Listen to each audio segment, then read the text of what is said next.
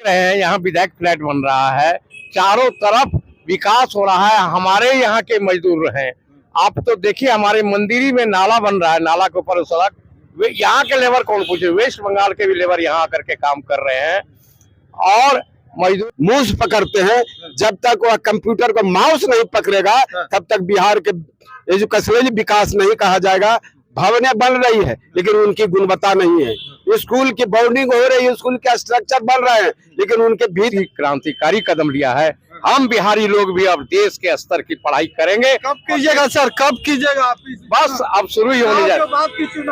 नहीं, बस शुरू हो चुका है। चुनाव के बाद सरकार आएगी, बिहार सरकार को स्वीकार कर चुकी है। कार्रवाई व्यवस्था कभी सुधर नहीं सकती है। यह सरकार पुरसंख्यी बातें बोल रही है और शिक्षा में कोई गुणवत्ता नहीं आ रहा है, सुधार नहीं हो पा रहा। सीबीएसई की बात करें, सीबीएसई बोर्ड लागू करने की बात कर रहे हैं, कोई बोर्ड लावे वो वहाँ सवाल। और अधिकारी से वे माननीय शिक्षा मंत्री बने हैं, अपने ही तरीका से। बीपीएससी के छात्र लगातार आंदोलन 100 दिनों से कर रहे हैं, ज्यादा दिन से कर रहे हैं, उनकी मांगों को नहीं माना जा रहा। आप सही बात कर रहे हैं, हमारा हुआ है और इसलिए यह सरकार छात्र आंदोलन के आग में जलेंगे और इस बार सरकार छात्र आंदोलन, छात्र आपके साथ नहीं है इस बार विधानसभा। छात्र तो एक छात्र हम लोगों के साथ होने जा रहा है। अभी बीपीएससी का रिजल्ट निकलने जा रहा है। नमस्कार, आज हमारे साथ हैं गजेंद्र मांझी जो कि जन स्वराज पार्टी के तरफ से हैं और आज हमारे साथ योगेश कुशवाहा जी हैं जो कि जदयू के वरिष्ठ नेता हैं, साथ ही साथ रेल मंत्रालय के पूर्व सदस्य भी हैं। आज हम लोग चर्चा करने जा रहे हैं अमित शाह जी जो बिहार में आए थे और बिहार में क्या कुछ दे के गए हैं बिहारियों को, बिहार वासियों को क्या सौगात उनको मिला बिहार आने से, क्योंकि गृह मंत्री हैं और बिहार के लोग आशा और अपेक्षा रखते हैं गृह मंत्री से कि बिहार के लिए कुछ अच्छा दे जाए। तो पहला सवाल आपसे सर, क्या कुछ गृह मंत्री बिहार को दे पाए? अमित शाह के आते ही बिहार में जो कोसी नदी है, जो बाढ़ की विभीषिका से त्रस्त है कोसी के इलाके के लोग, उस कोसी नदी को सीमांचल के मेची नदी से जोड़ा जाएगा। बाढ़ के समय में जो पानी अधिक होगा वह पानी मेची नदी में चला जाएगा और हमारा जो 8-10 जिले हैं वह काफी लाभान्वित होगा और वहाँ काफी अच्छी फसल होगी। तो जिस तरह से अमित शाह का आगमन है और विपक्ष का भी कहना है कि अमित शाह जिस तरह से आए तो बिहार को कुछ बड़ा पैकेज मिलना चाहिए, लेकिन ऐसा कुछ देखने को नहीं मिला। आपका क्या कहना है? इनको तो कह रहे कि मेची नदी मिल जाएगा। अमित शाह जी आए हैं यह मालूम है हमको जी, लेकिन यह कोई नई बात नहीं है। कितने बार आए हैं और इस बार भी आए हैं। बिहार को सरसरी निगाह से चुनाव के रूप में देख रहे हैं, चुनाव के दिशा निर्देश करने आए थे, न कि बिहार के विकास के लिए आए हैं। तो इसलिए अमित शाह जी जो खुद अंबेडकर विरोधी हैं, संविधान विरोधी हैं, आरक्षण विरोधी हैं, ऐसे लोगों को बिहार आने और जाने से कोई दलित वोटों पर फर्क नहीं पड़ेगा, अति पिछड़ा वोटों पर फर्क नहीं पड़ेगा।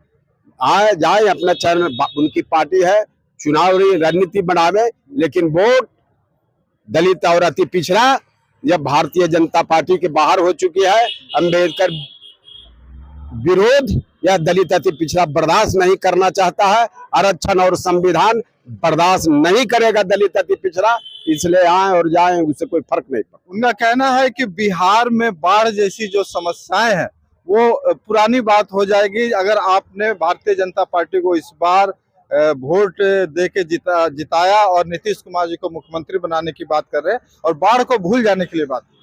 देखिए, बिहार में जो सरकार है उसके मुख्यमंत्री नीतीश कुमार ये विकास का पर्याय बन चुके हैं और सड़कों की भरमार है, नहरों का जाल है।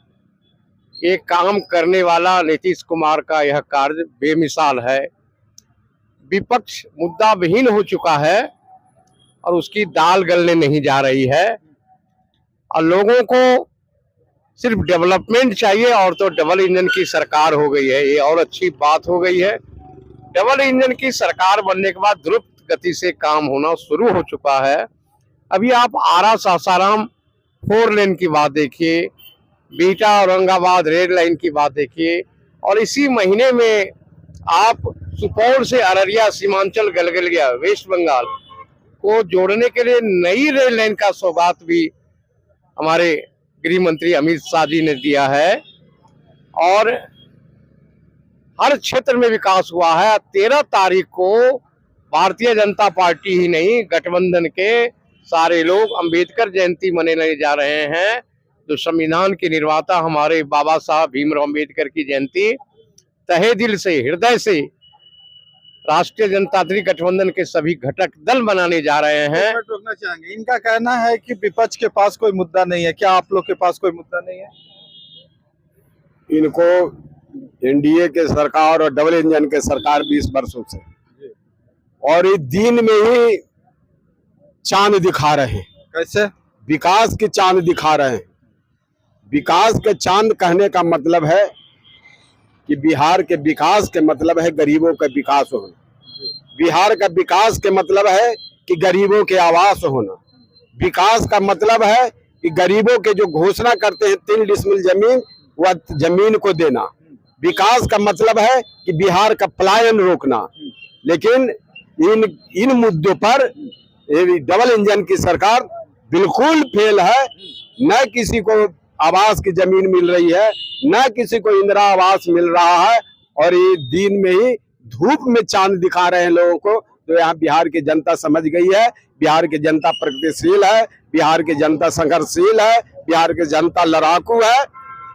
गलत चीजों के जुमले को, झूठ को मुस्तैदी के साथ प्रतिवाद करते हैं, और उन संघर्षों में भारतीय जनता पार्टी अब सरकार में नहीं आ सकती है। 20 वर्ष बहुत हो गया। यहां तक मैं कहूंगा कि बिहार के पैसे कारपोरेट के नाम पर, सड़कों के नाम पर, पुल पुलिया के नाम पर बाहर के एजेंसियों के जरिए बाहर जा रहा है। और बिहार में जो बैंकों का पैसा है वह अरब के मजदूर डाल रहे हैं, हरियाणा के मजदूर डाल रहे हैं, पंजाब और गुजरात के मजदूर डाल रहे हैं। तो यहाँ का बेसिक पूंजी जो बैंकों में है वह मजदूरों का है।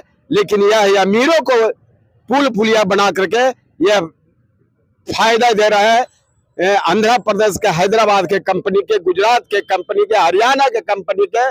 तो कमा के ला रहा है मजदूर और ऐश कर रहे हैं बड़े पूंजीपति। आपको रोकना चाहेंगे सर, अम्बेडकर जयंती मनाने से दलितों का विकास होगा या बिहार में दलितों का जो पलायन हो रहा है बाहर राज्यों में उससे विकास होगा, अपने राज्य में रोजगार देने से? अभी अभी हमारे गजेंद्र भाई जी ने कहा जो पुल पुलिया सरकार बना रही है, और पुल पुलिया बन रही है तो उस पुल पर तो सबकी गाड़ियां चल रही हैं, बस भी चल रही है, सार्वजनिक व्यक्तिगत गाड़ियां भी जो 4 चक्के हैं, बाइक है, वो सब चल। बात उठाई है रोजगार की। इसी बहाने पुल पुलिया में और सड़क में आज आप देख रहे हैं यहाँ विधायक फ्लैट बन रहा है, चारों तरफ विकास हो रहा है। हमारे यहाँ के मजदूर हैं, आप तो देखिए हमारे मंदिरी में नाला बन रहा है, नाला के ऊपर सड़क।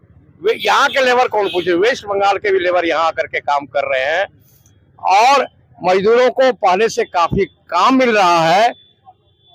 हर क्षेत्र में विकास हो रहा है। प्लान नहीं रुका है सर, प्लान होते जा रहा है। जो हमारे यहाँ के जो इंस्टीट्यूट पहले नहीं थे, अब हमारे यहाँ एजुकेशनल इंस्टीट्यूट भी हो रहा है, इंफ्रास्ट्रक्चर भी डेवलप पहले से कर रहा है, और हर क्षेत्र में डेवलपमेंट हो रहा है, पहले से बहुत द्रुत गति से, अत्यधिक गति से हो रहा है हर क्षेत्र में। जी, पुल पुलिया और जो रोड है उससे क्या ये विकास का पैमाना माना जाए या फिर मानव विकास पैमाना माना जाए? पुल पुलिया को हम विकास नहीं कहेंगे। क्या कहिएगा? शिक्षा में विकास। अभी भी आप देखेंगे कि बिहार के दलित कास्ट मूस पकड़ते हैं, जब तक वह कंप्यूटर को माउस नहीं पकड़ेगा तब तक बिहार के एजुकेशनल विकास नहीं कहा जाएगा। भवनें बन रही है लेकिन उनकी गुणवत्ता नहीं है, स्कूल की बॉन्डिंग हो रही है, स्कूल के स्ट्रक्चर बन रहे हैं लेकिन उनके भीतर का गुणवत्ता है जो सुधार नहीं है शिक्षा में। तो जब तक के गरीब दलित मूस पकड़ने के बजाय माउस नहीं पकड़ेगा कंप्यूटर के, तब तक बिहार के विकास नहीं कहा जाए। शिक्षा में आपका विकास अधूरा है सर। शिक्षा में सही बात इन्होंने कहा। अब शिक्षा के विकास के बारे में हम लोग पिछड़ जाते थे बिहार के लोग। अब बिहार की सरकार ने भी भारत सरकार का जो सीबीएसई का कोर्स है उसको लागू करने के लिए है। यह बहुत ही ऐतिहासिक और जननायक कर्पूरी ठाकुर के बाद इस तरह का हमारे मुख्यमंत्री नीतीश कुमार ने शिक्षा के क्षेत्र में बहुत ही क्रांतिकारी कदम लिया है। हम बिहारी लोग भी अब देश के स्तर की पढ़ाई करेंगे। कब कीजिएगा सर, कब कीजिएगा आप? बस अब शुरू ही होने जा बात की चुनाव नहीं, बस शुरू हो चुका है। चुनाव के बाद सरकार आएगी। बिहार सरकार इसको स्वीकार कर चुकी है, कार्रवाई जारी है। हमारे शिक्षा मंत्री सुनील कुमार भी इस प्रशांत किशोर जी बराबर सवाल उठाते रहते बिहार के विडंबना के बारे में, क्या करना है? प्रशांत किशोर जी हमारे बिहार के रहने वाले बिहारी है और ये अच्छे मैनेज किए हैं। कई पार्टियों को इनका सहयोग रहा है। हाँ ये अच्छे कार्य किए हैं, लोगों को मंजिल दिलवाने में इनका सहयोग रहा है, इसमें कोई दो राय नहीं। ये इवेंट मैनेजर है और अच्छा इवेंट करते हैं और ये बिहार है, जानना चाहिए। बिहार की राजनीति का और आज सीखने के लिए यहाँ पर मेहनत काफी करना पड़ेगा और बिहार राजनीति का बिहार नहीं। बिहार जो कहता है वह उत्तर प्रदेश होते हुए दिल्ली तक चली जाती है। टोकना चाहें क्या कुछ नीतीश कुमार के कामकाज से कितना संतुष्ट है सर? नीतीश कुमार जी के शिक्षा मंत्री की बात हो रही थी। ऊंट का बकरी चराने वाले को भेड़ चराने के लिए दे दीजिएगा, वह नहीं संभलेगा। भैंस चराने के वाले के लिए ऊंट चराने के लिए दे दीजिएगा, वह नहीं समझेगा। ये पुलिस विभागीय पुलिस रहने वाले सुनील कुमार को ये शिक्षा विभाग दे दिया है। शिक्षा व्यवस्था कभी सुधर नहीं सकती है। यह सरकार पुरसंखी बातें बोल रही है और शिक्षा में कोई गुणवत्ता नहीं आ रहा है, सुधार नहीं हो पा रहा। सीबीएसई की बात करें, सीबीएसई बोर्ड लागू करने की बात कर रहे हैं। कोई बोर्ड लावे वो वहाँ सवाल नहीं है, सवाल है जनता को एजुकेटेड करने का। जैसे बिहार का शिक्षा व्यवस्था में सुधार हुआ है कि नहीं? व्यवस्था को सुधार करने का स्ट्रक्चर तो बने हैं लेकिन गुणवत्ता अभी तक स्ट्रक्चर बना लेकिन गुणवत्ता नहीं है। यही बात तो कर रहे हैं। अभी अभी गजेंद्र जी ने कहा गुणवत्ता की बात। अभी का जो परीक्षा का परिणाम आया है ये कितना अच्छा परिणाम है। सुदूर देहात के लड़के कौन पूछे, लड़कियां टॉप की और पटना के बड़े बड़े अट्टालिकाओं वाले स्कूल के बच्चे टॉप नहीं किए।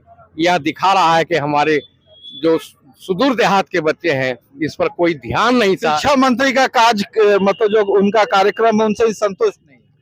शिक्षा मंत्री हमारे पहले अधिकारी रहे हुए हैं और अधिकारी से वे माननीय शिक्षा मंत्री बने हैं।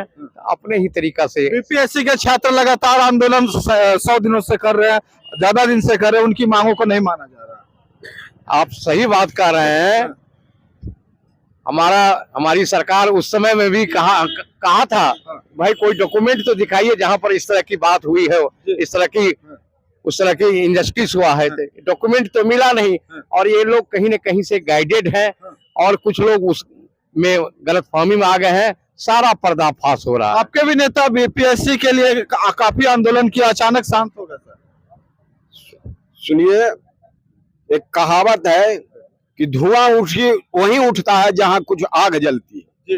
तो भ्रष्टाचार का धुआं बीपीएससी में उठा, चाहे वो सिपाही वाले बहाली का सवाल हो, चाहे बीपीएससी बीडीओ और सीओ के बहाली वाले सवाल हो, या अन्य वैकेंसी बीपीएससी में आई है, सभी का पेपर लीक हुआ है। तो कहीं न कहीं बीपीएससी के अंदर और नीतीश कुमार के नेतृत्व में यह भ्रष्टाचार है जिसके कारण यह हवा उठती है और छात्र आंदोलित होते हैं। तो भ्रष्टाचार का इस सरकार में आलम है और यह भ्रष्टाचार के रोकने में यह सरकार विफल है और यह सिफर साबित हुआ है।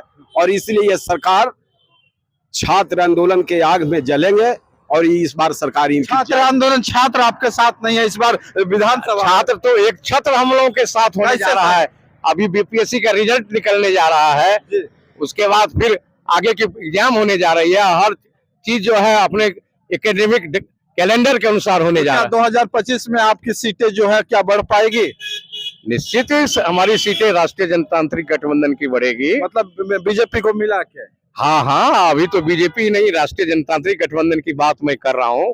भारतीय जनता पार्टी के नेतृत्व में, नरेंद्र मोदी, अमित शाह के नेतृत्व में, यहाँ हमारे डिप्टी सीएम सम्राट चौधरी कुशवाहा साहब हैं, हमारे सिन्हा साहब हैं, सबके नेतृत्व में मिला जुला करके, उपेंद्र कुशवाहा जी हैं, मांझी साहब हैं, हमारे चिराग पासवान साहब हैं, पांडव हैं हमारे बिहार में। ये पांचों पार्टी पांडव हैं और एक मुट्ठी के रूप में ये काफी सशक्त दिखाई पड़ रहे हैं। इनका कहना है कि इस बार 2025 में आने वाले हैं फिर से दोबारा, आप क्या कह रहे हैं? बिहार की जनता विकल्प की तलाश में है और विकल्प यहाँ आ गई है, वह है जनसुराज। जनसुराज एक बिहार का विकल्प है और उस दिशा में लोग अब मुड़ गए हैं और ये सब सरकार जाने वाली है। और जो जिन नेताओं के बारे में एनडीए के कह रहे हैं, चाहे वो मांझी जी हो, चाहे उपेंद्र कुशवाहा जी हो, चाहे आपका चिराग पासवान जी हो, ये सब दलितों के बीच से, आम जनता के बीच से खारिज है, ये पुराने पड़ गए हैं, जीर्ण शीर्ण है। ये इनसे अब कोई बिहार का बदलाव का काम नहीं चलने वाला है।